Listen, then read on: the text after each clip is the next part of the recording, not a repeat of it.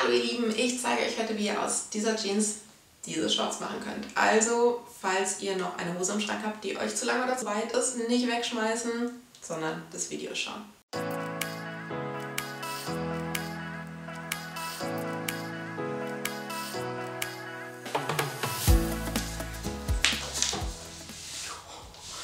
Knackt, habt ihr das gehört?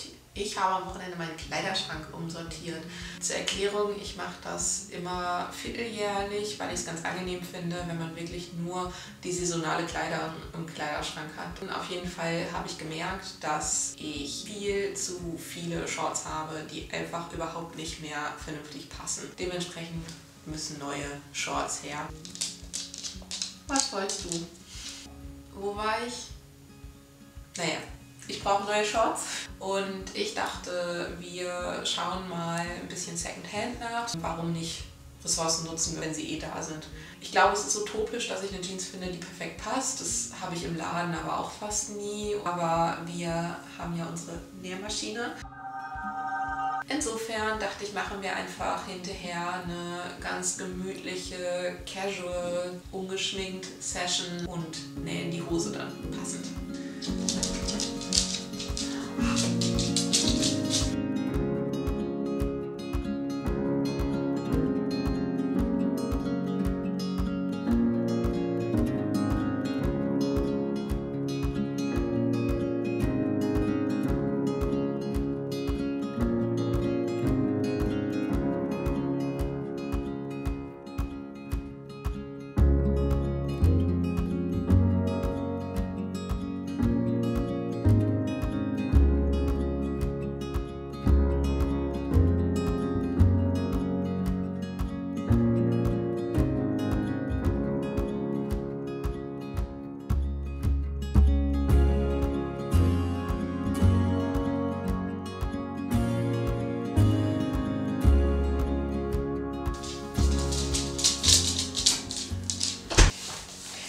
Ich bin fündig geworden. Okay, ich habe nicht nur die Jeans gekauft. Falls euch interessiert, was ich noch gekauft habe, schaut es einfach auf meinem Insta-Account nach. Da habe ich gerade schon ein Bild gepostet.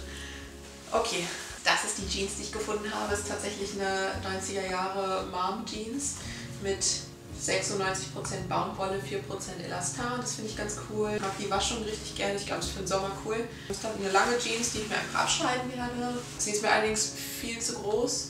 Ich glaube 1 bis 2 Nummern mindestens, aber da arbeiten wir jetzt dran. Okay, schauen wir als erstes mal, wie viel zu groß die Hose ist. Dafür halte ich mir die Jeans auf der Taille fest und messe dann, wie viel der Bund zu weit ist. Bei mir sind das 8 cm mal 2, also 16 cm müssen wir von der Weite wegnehmen. Dann schneiden wir die Jeansbeine ab, weil es ja am Ende eine Shorts werden soll. Macht das auf jeden Fall ein paar Zentimeter länger, als ihr denkt. Abschneiden könnt ihr immer noch, dran stricken ist schwierig. Legt die Jeans dann einfach in die Hälfte und kopiert die Länge. Als nächstes trennen wir den Bund auf, allerdings nur im Bereich der Seitennaht. Nehmt am besten auch die hintere Gürtelschlaufe weg, dann könnt ihr besser arbeiten. Und dann können wir auch schon die Seitennaht auftrennen. Yay, jetzt sind wir wieder bei meiner Lieblingsarbeit.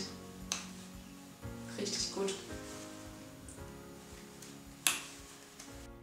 So, wenn ihr dann auf beiden Seiten die Naht aufgetrennt habt, ich habe das ja einfach für die komplette Länge gemacht, ihr könnt natürlich auch nur den oberen Part auftrennen, wenn euch die Jeans nur oben zu weit ist. Jetzt könnte man natürlich einfach die Seiten so enger zusammenstecken, wie man sie braucht und von oben drüber nähen. Was dann aber immer passiert, und das finde ich echt schade, ist, dass diese schöne Used Seitennaht verloren geht, die ja irgendwie die Jeans ausmacht. Und ich finde, wenn man überall auf der Jeans diese groben, verwaschenen Nähte hat und an der Seite fehlen die, das schreit dann immer sofort nach selber umgenäht. Deswegen zeige ich euch jetzt, wie wir die Jeans zusammennähen, sodass die Naht erhalten bleibt. Und zwar suchen wir als erstes die Kante aus, die schöner und wichtiger für uns ist. Für mich ist das hier ganz klar die hintere. Die andere klappen wir jetzt mal zur Seite. Dann zeichnen wir uns 2 cm von der Kante entfernt eine Linie an. Wichtig ist, ich lasse dabei die Nahtzugabe nach unten eingeklappt. Und dann schneiden wir die Naht entlang der Markierung ab. Die abgetrennten Gürtelschlaufen und Nahtstücke legen wir erstmal für später zur Seite. So, ich habe mir die Hose jetzt mal angepinnt auf links Hier oben, ich hatte am Anfang gemessen, dass ich 16 cm vom Bund abnehmen muss, damit die neue Weite passt. Macht pro Seite 8 cm, macht pro Stück hier 4 cm. Nach Adam Riese. Und insofern bin ich hier oben bei 4 cm angefangen und habe dann das Ganze einfach nach unten auslaufen lassen.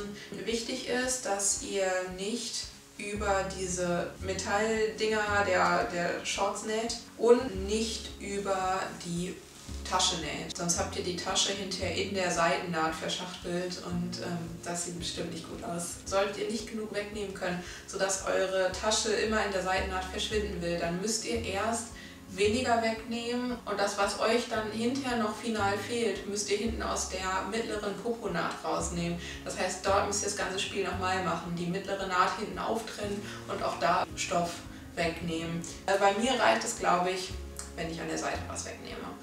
Ach, wichtig beim Abstecken ist übrigens noch, dass ihr exakt entlang der Seitennaht absteckt. Also, dass Vorder- und Hinterseite wirklich aufeinander liegen und nicht verschoben sind, sonst verläuft eure Seitennaht hinterher schief. Okay, an der Seite, wo ihr die Naht nicht abgeschnitten habt, bei mir ist das die Vorderseite, könnt ihr einfach mit Schneiderkreide die Linie der Stecknadeln nachzeichnen. Auf der Rückseite wird ja noch unsere Used-Naht wieder dazwischen gesetzt, deswegen zeichnen wir nicht entlang der Stecknadeln, sondern 1 cm weiter zum Po an. Schaut dabei, dass ihr nicht über die Tasche am Po malt, sonst verschwindet die wieder in der Naht. Dann können wir die Stecknadeln rausnehmen, den Stoff an der Linie jeweils abschneiden und mit einem Zickzackstich versäubern. Ich habe in dem Zug auch gleich die 2 abgeschnittenen Nahtstreifen versäubert. Jetzt sucht ihr euch das passende Nahtstück und steckt es rechts auf rechts wieder mit 1 cm Nahtzugabe an dem Rückteil fest. Auch da wieder, passt auf, dass ihr nichts aus Versehen mit einnäht. Ich weiß, wovon ich rede. Ihr könnt vor dem Nähen auch super einen Jeansrest hernehmen und da mal eine Probenaht drauf machen und die Stichlänge der Jeans anpassen, damit die Naht möglichst identisch ausschaut. Wenn ihr irgendwo Stellen habt, wo mehrere Jeanslagen aufeinandertreffen und die Stellen dadurch echt dick werden, näht einfach ganz langsam und vorsichtig darüber. Wenn man da mit etwas Fingerspitzengefühl arbeitet, lässt sich das ganz gut managen. Das war so meine Erfahrung.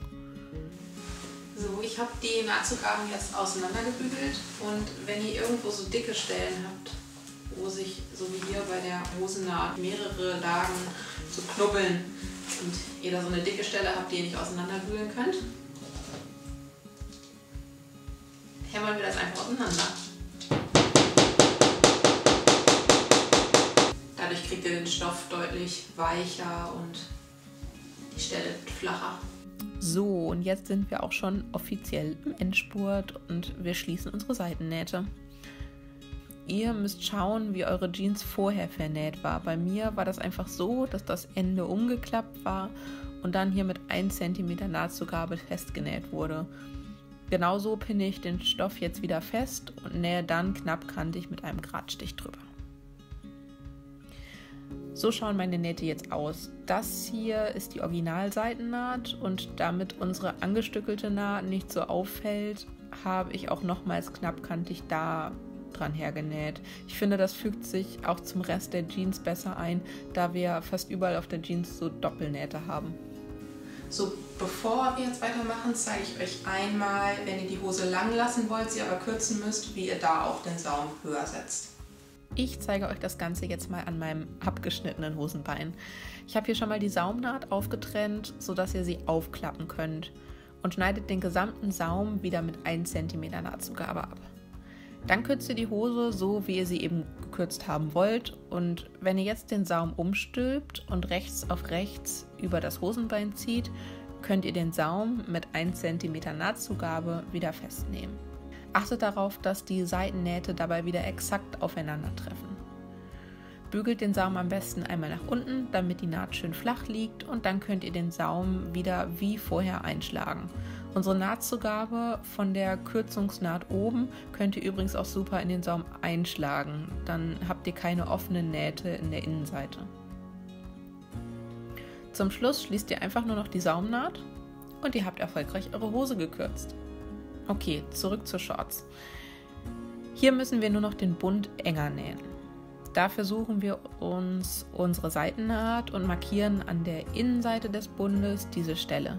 Wichtig ist, dass der Bund wirklich gerade zur Mitte liegt. Jetzt klappen wir den Bund rechts auf rechts so zusammen, dass beide Markierungen exakt aufeinander liegen und nähen mit einem Geradstich drüber. Dann schneiden wir den überschüssigen Bund bis auf 1 cm ab, stülpen den Bund zurück und nähen oben und unten in der alten Naht den Bund wieder fest. Wenn ihr hier Stellen habt, die wieder so knubbelig werden, nehmt einfach wieder den Hammer. Jetzt müssen nur noch die Gürtelschlaufen wieder festgenäht werden und fertig ist unsere Shorts. Ach nee, halt, stopp. Den Saum habe ich mir noch etwas ausgefranst. Einfach Nahtauftrenner nehmen und dann am besten von der Rückseite, also der linken Seite des Stoffes, da seht ihr so weiße, quergewebte Fäden. Die müsst ihr mit dem Nahtauftrenner rausziehen.